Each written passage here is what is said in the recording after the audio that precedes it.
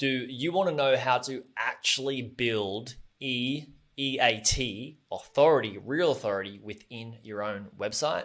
Hi, I'm Jaryd Krause, host of the Buying Online Business podcast. And today I'm speaking with another guest, Kyle Roof, who's been on before. He's responsible for the development, implementation of all SEO techniques used by the SEO agency High Voltage SEO and the SEO tool PageOptimizer Pro. There'll be a link to that as well. Kyle is also the co-founder of Internet Marketing Gold, a global community of 3,000 plus SEO professionals who test and prove cutting-edge SEO techniques. Kyle's SEO techniques and discoveries are followed by many SEO professionals and businesses and leaders in the space. He has been featured in many respected publications and is a regular speaker on SEO and SEO testing at conferences throughout the world. He's been on the podcast multiple times. And in this podcast episode, Kyle and I talk about EEAT and what EEAT stands for. Experience, expertise, authority, and trust.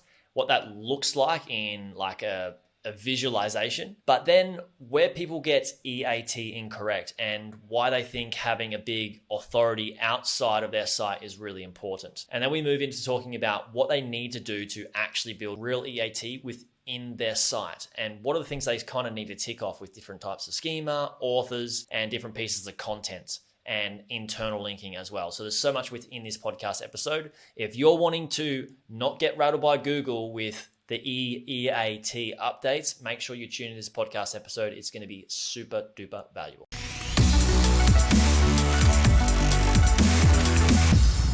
Kyle, welcome back. Hey, thanks for having me. Great to be here. Yeah, I'm looking forward to it. We had a little chat off air.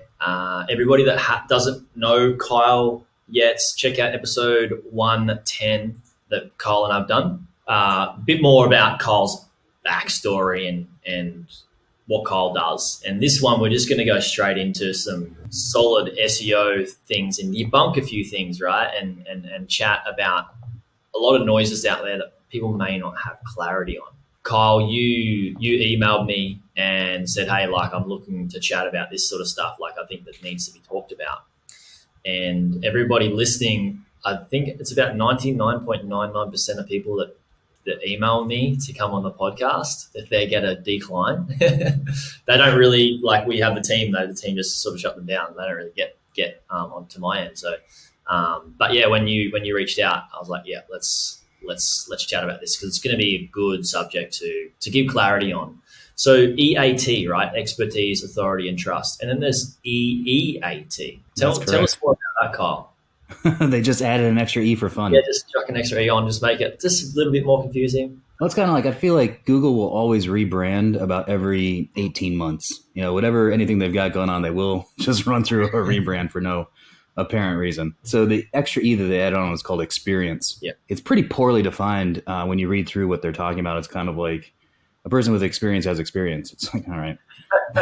Thank you for that. But something that they emphasized was that of the EEAT factors, the trust is the kind of the base kind of thing. Like it's in the middle, and then your other E, your authority, and your other E all kind of form around that. But kind of trust is kind of that center point. That's the biggest thing that they're looking at. Yeah. So what you're saying, you got EAT, which came out first, expertise, authority, and trust.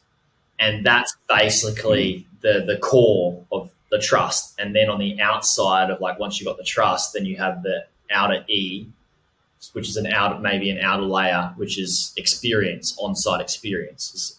Or are you talking about experience? Actually, they're saying like kind of like trust is kind of like trust is like a circle in the middle. And then there are the other three kind of form circles kind of outside of that.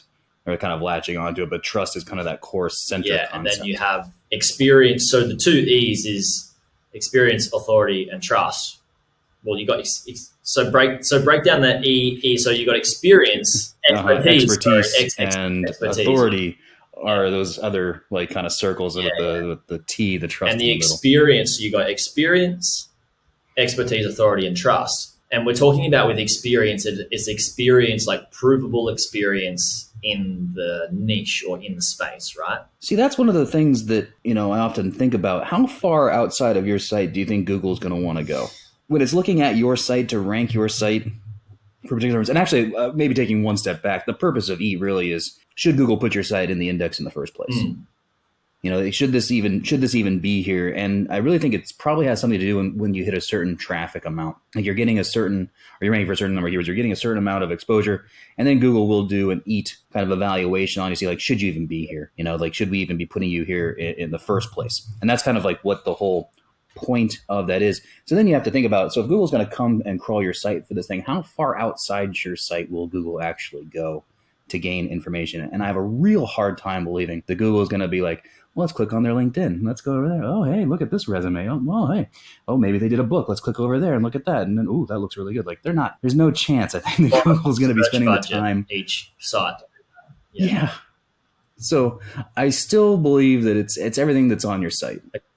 You know, it's everything on your site that a bot can find as a bot can crawl through your site. That's where these signals have to live. And that's really what you have to put forward, or put kind of your best foot forward. I think it's also really important to understand that it's not just doing one thing. Because we were like, oh, I got hit and I had that one thing. Well, you may have been missing enough of the other things. It's ticking enough of the boxes here within each of these categories to kind of pass through this evaluation. And I also don't think it's also a very important point. None of this will actually help you rank. Like having a lot of these things on your site aren't going to help you rank. But the idea is that it'll help you keep your rank once you kind of get that evaluation. Yeah, there's so many things to break down there. So you feel that once a site gets to a certain level of traffic, Google starts to go, hang on, you're getting a decent amount of traffic. Let's actually test to see if you deserve that amount of traffic based on your trust levels and your experience. Do you have a ideology around, like, could it be like, 50,000 page views a month, 100,000 page views a month? And is that why you also see a lot of sites that can get away? And I see a lot of sites, smaller sites for sale, that it depends on what you call cheap, but I would say they're cheaper sites, and they don't have any EAT, and they're getting away with it to a certain extent because I guess they haven't really reached that threshold of traffic level. I think that's exactly right. I don't know what the particular number is, but it's one of the things, like, as you start to grow, you're really sitting on a time bomb by not addressing these issues. And the things that we're going to run through today are not earth shattering. They're not like, oh my God, it's going to take a half a day to knock everything out. And if your site isn't worth half a day, then I'm not sure what you're doing. That's kind of the bottom line. And, it's not obviously the easiest things of all time, but still, it's not the worst. It's interesting. So a guy named James Dooley, who runs fatrank.com, he's got a running theory, and you should look at his site. He's got a whole article on EAT, and actually EEAT now, where sites that have been hit, and it appears that they've been hit by an EAT evaluation, all seem to have the same referrers. So you can kind of identify when Google actually might have come to your site through a specific referrer, and then if you've actually had the evaluation yet or not. I can't remember the top one. He's identified it, but go to his site, fatrank.com, and you can look up and search for EAT with that, or just do a Google search on the domain, and you can see it. But he lists the main one, and I think maybe 5 or 6 other potential referrers that these could be when Google is doing the evaluation. Yeah. So I would definitely check out the article he's reading, because he spent a little more time on that specific aspect of it than I have. Cool. Right, check that out, guys. We'll put a link in the show notes as well. We'll try and get a link for that. Once the site starts to, hit the traffic threshold, or this is a hypothesis as well, guys. We're guesstimating how Google works, because we don't know for sure facts, but based on data and speaking to a lot of other SEOs, right, it's like, this is a likelihood. But with that likelihood of, say, a site meeting a certain traffic threshold, and then before a referrer link would come and check out the site, Google's not going to spend that much time going through a LinkedIn profile and then work out how long they've worked for this company and see if that's actually proven to be true or whatnot. What are some of the things that are important to have then on the site that you feel Google will actually spend some of their crawl budget on? Yeah, when you look at the first one, like trust, which is likely, as Google stated, is the most important. The very first thing that I think they're looking at is who is responsible for this content. If somebody follows this advice and they get harmed, who can they contact? Or if they follow this advice and they have issues, who can they contact? Who is ultimately responsible for this? And it should be a real business, that there is a company behind this website. I've had some people argue with me about it, like, well, I'm not a company. It's like, well, are you making money with this website? Then you should be. We talked about this last and time, that's kind of like, yes, I remember. You said the exact same thing last time. I remember this. Yeah. Oh, no, but it's important. Yeah. It's still very. It's still very important. So is there a real company behind this? Do you have a local address, on the site that's your business address? Do you have a local phone number? Do you have multiple email addresses on the site? So not just like a blank contact form that everyone knows goes nowhere, but actually different multiple ways to contact different offices or different departments within your company. Do you have an about the company page that talks about the company and has organization schema on it? Do you have an about the team page, which then has the people behind the company on it?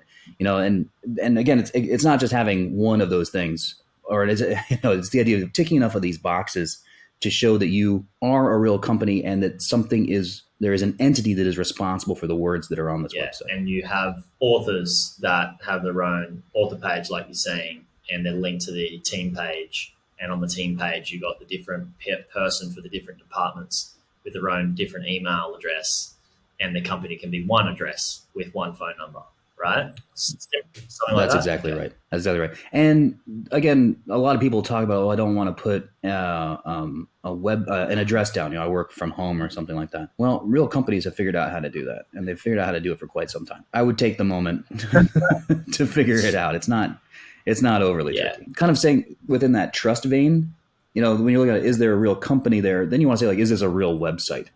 And a real website will have things like a current copyright, a privacy policy, terms and conditions, refunds, complaints, cookie notices, GDPR, ADA compliance if you're in areas where you need that, mobile friendly, limited 404s, no 500s, errors, SSL, that kind of stuff. So all like that basic stuff that you probably should have anyway, those would all be indicators on the trust side that this is also a real website. So you kind of have real business, real website. And those would be the things that I would hone in on that a bot can easily look for to determine if they're actually there, if those signals exist on your site. How do you feel like, so say a site has all that, somebody's just gone to the effort and they've made sure they've got their team page with their team on it, and then each author, the address, the phone number, also the terms and condition pages and whatnot. How do you feel Google is measuring experience, like the experience of these authors in their particular niche? I don't think they are. Okay. I don't think they are. And so it kind of maybe a better way to look at it would be maybe in the expertise part of that. Is this person an expert, within the field? And a lot of people get confused here and they think like I need a PhD or I need a medical doctor to write my content. And I think it's important to understand that Google's not in the value judgment game. They're not going to sit down and be like, well, what's better here? A degree from Stanford or a degree from MIT? Who knows?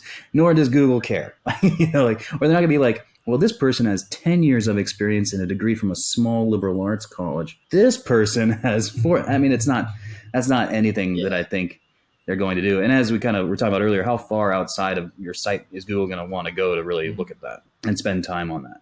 And I don't think they're going to want to do anything. But what you need to establish is that it's a real person. That's the signal that you want to put out. So on those author pages, you want person schema. And within that person schema, you can do the same as. And the same as can link out to a Wikipedia page if that person is that famous, or a LinkedIn URL, or maybe within the industry if there are pages where they would be listed, they're at this university or they're within this organization. You can list all those same as, and you're really just doing enough to show that this is an actual person. And I think that's the most important signal, is that not that this person is an established expert, because I don't think you can really do that within what Google will want to do, but you can show that this is an actual human.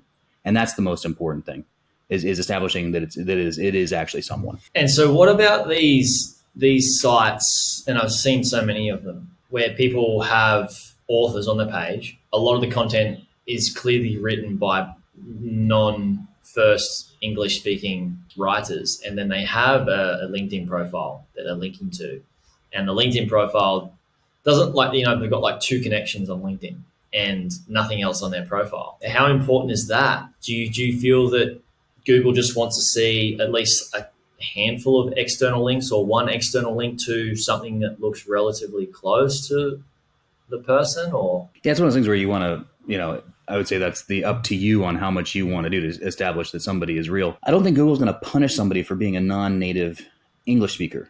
Yeah. There are a lot of native English speakers that are experts in certain things, and their written English is not going to be as good as perhaps someone else's is. But that doesn't make them less of an expert. Yeah. Like they could be more of an expert. They just don't write English very well. And so I don't think, Google's going to punish somebody for that. I really do think it is just establishing as well as you can that this is a human being. And then that's what you want to do. So the more you can do, the better there. I don't know that it's a minimum, like you probably at least have to have one URL, but I don't know that there's necessarily that number, and the tipping point is 3, but it's just like as much as you can do to show that this is a human is the idea. So person schema, organized like company schema, would you feel that having a Wikipedia page for the person, because it's Google can crawl that, it's going to be better than a LinkedIn? Absolutely. If you can't get Wikipedia because maybe they're not famous enough, you can do Wikidata, which is also something that Google will crawl. And often within Wikidata, you can identify that someone is a person. And then a very important point here then would be, once you've got that established, that's on their author bio page, right? When they actually write something for you and they write that article, within that, then you got author schema, and the author schema references that author bio page that you put together. You know what I mean? So you're actually then referencing that work that you did to establish that they're human. Like, so this article was written by this person. Check out this link to go over here and see that they're an actual person. And that's on their author page and in their schema with both links. And would that be the same for links where, say, the person is featured in some sort of PR, public relations way on another site as well, because Google will have budget to crawl that versus getting off and into LinkedIn? So again, I'm not sure how much Google's really going to go and crawl and look. I think it's more of the existence of the link, to be honest. And there might be a few that Google would. And I think Wikipedia might be one. I think Wikidata might be one. But I really don't know, and I don't think you can count on that, that Google's going to go and investigate your people. And I don't think that's what it is at all. But it's just the signals that you're putting out there saying, this person's done these things, they've got all these things, you can go check it out. I think that's the key. Yeah. What I like about it is that Google's making sites and site owners take some level of responsibility for what they're putting out there, which is going to help when people have even just a sense of responsibility, they're going to do better work, which I believe is going to allow us to have better sites and the internet to be better. So a lot of people may be wanting to hide behind the screen and all of that sort of stuff and be anonymous, but it's going to make the landscape for us as a whole better too. Well, no, and that's exactly right. And that's to Google's point. That's why Google fights spam. They ask, is this adding anything to the conversation? Is this actually benefiting anyone in any way? Is this good in the sense of that it is still that it's information out there that can benefit. But on top of that, there is somebody responsible, is somebody actually behind this stuff. I think it's all part of the mission. It just makes sense, of why they would want to put a website. Why would they want this article to be ranking for a particular term in the first place if you can't establish who wrote it and if nobody's going to actually end up taking responsibility for it? Yeah, exactly. How do you feel Google will evolve in measuring the authority and the trustworthiness of sites, say in years to come? This is, we're recording this in 2023, say in 5 years, 2027, how do you feel this may evolve? And obviously this is speculation, but a lot of it can happen, a lot of it can be true. And how do you feel that we should be preparing as site owners so we can be on the benefit side of an algorithm change?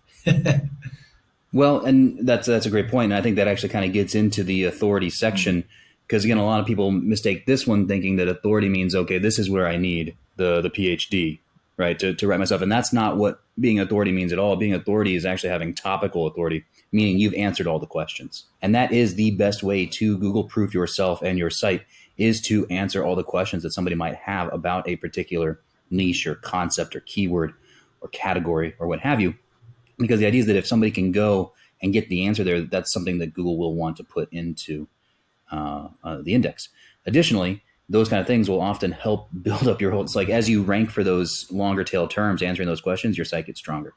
You rank for more keywords, you start getting more traffic, you're less susceptible to updates. So that's one of those things, looking forward, what can you do? That's actually one of the biggest things you can do. A lot of these other things are just kind of ticking the box and doing what you should have been doing in the first place for a website. But authority is now where you're doing the keyword research. You're doing the research into a particular topic, and you're making sure that you're covering the breadth of that topic. And answering it in a good way that ranks well, which can allow you to have your site be more stable and benefit when an update is to come about, right? That's exactly right.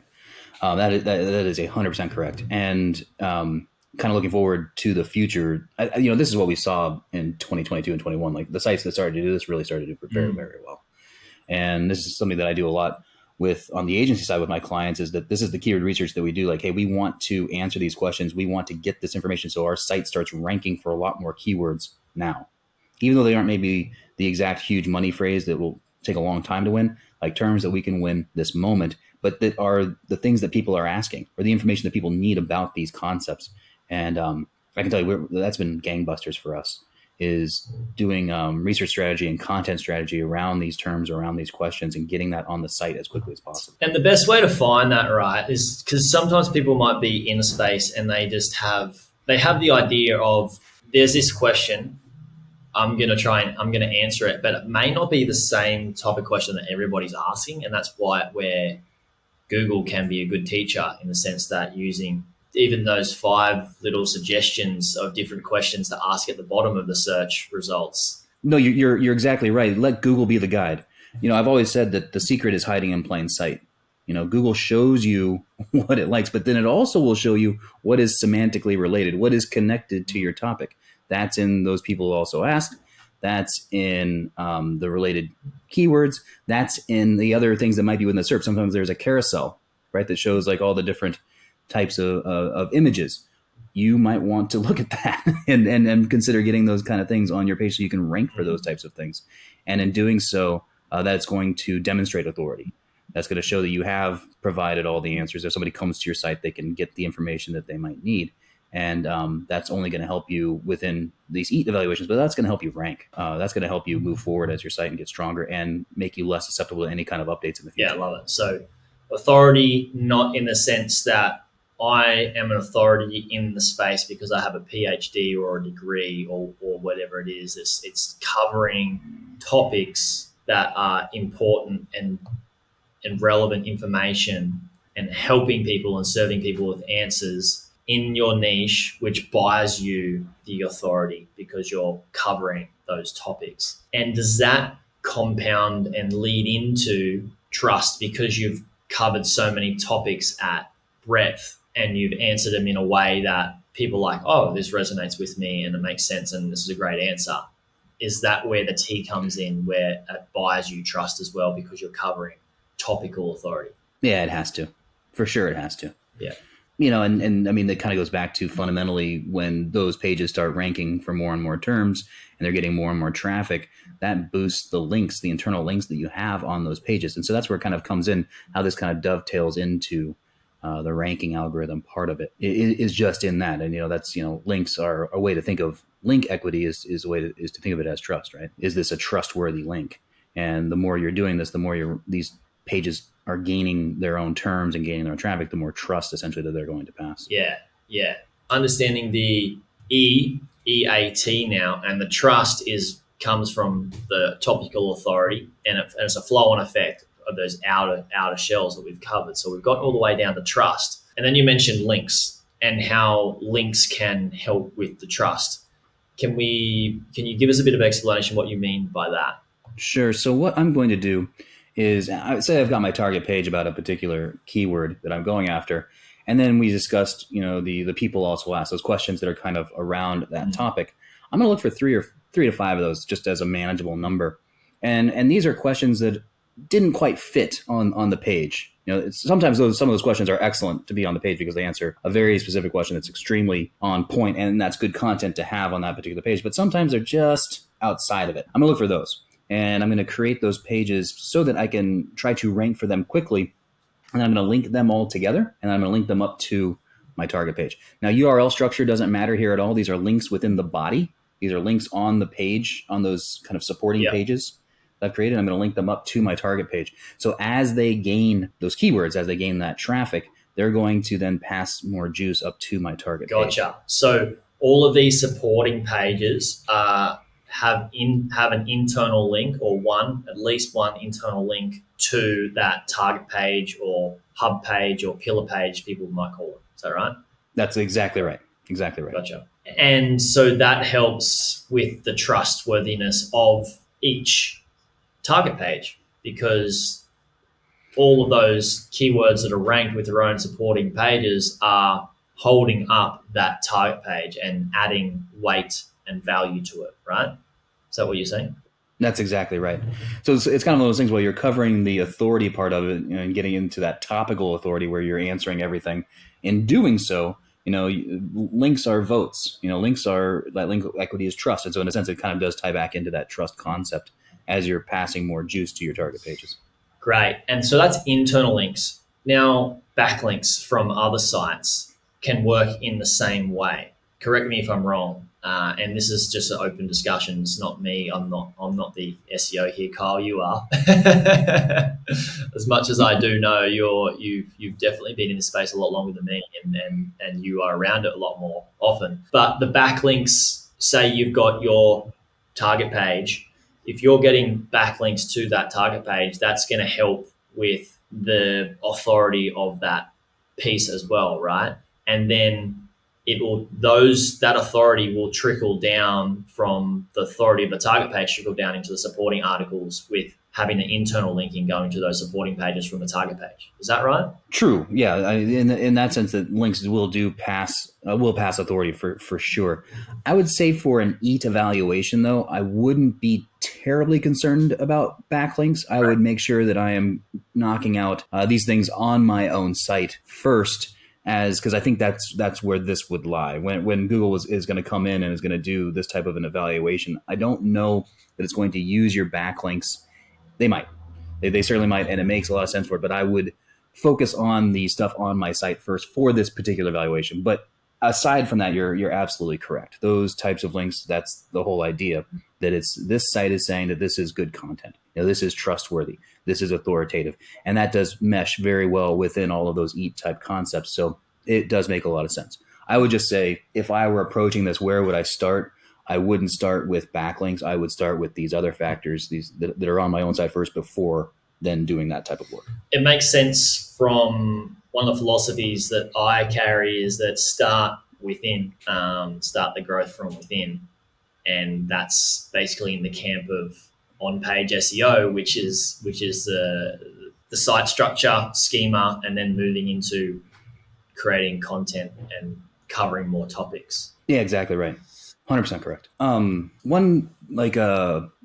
complaint is the wrong word, but yeah, I was going to ask you, where do you see some people stuffing this up? Most of the people that stuff it up are really upset because they realize that their sites are yeah. And I think they lash out. That's where I think it comes from more than it. But somebody recently went to kyleroof.com, which is my site where you can see my stuff, and they're like, you don't have an address on your site. And I'm like, you're right. I'm not trying to rank for anything. That site is purely a brand promotion of myself, and that's all that it is. And so if you don't care about ranking, you don't need to worry about any of this. If you just have, and a lot of sites are there for that purpose. They are literally just an extension of a business card, like what my site is. You can ignore it. You don't have to worry about it, because if you do get to a certain, you will probably never, because again, that site has no pages other than, I think, a homepage.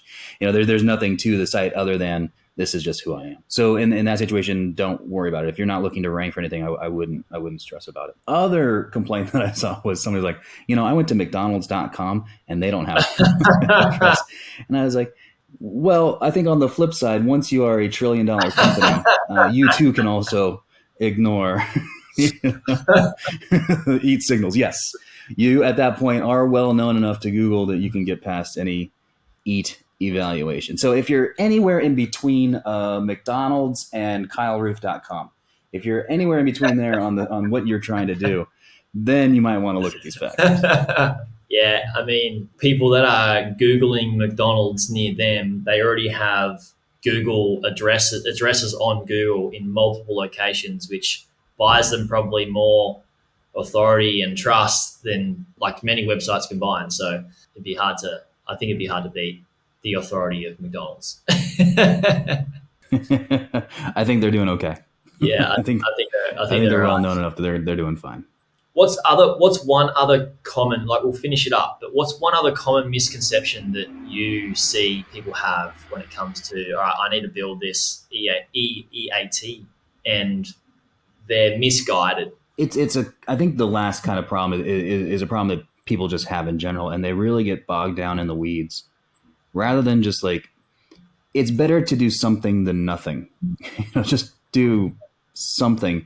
And often they get really into this like nitty gritty of like, should I have this little thing here or this little thing here? And the point is just do as much as you can. Don't get bogged down into those small little things that I think ultimately probably don't matter. But it's the idea of like checking enough boxes as quickly as you can and getting that stuff up on your site. Don't let perfection get in the way of progress. Of actually doing something on your site. I love it. Done is better than perfect. Kyle, this has been awesome. Thank you so much for coming on. Where can we send people? I'm going to have a bunch of links, but I'm probably just going to send them to PageOptimizer Pro, which is your tool, then HV SEO, which is your agency, and maybe internetmarketing.gold. What's Internet Marketing Gold? Just so people know. That's the place where I've got my courses, and there you actually get access to 40 other courses that other people put on all ranging topics on SEO, and that's also where like my tests are and stuff like that. Check it out, guys. Page Optimizer Pro, Internet Marketing Gold, and HV SEO. Kyle, thanks so much for coming on. I'm looking forward to the next one. Awesome, thanks. I appreciate it. Thanks so much. Thanks. Hey YouTube watcher, if you thought that video was good, you should check out this video here on the 2 best types of websites beginners should buy. Or check out my playlist on how I made my first 100K from buying websites and how to do due diligence. Check it out. It's an awesome playlist. You'll enjoy it.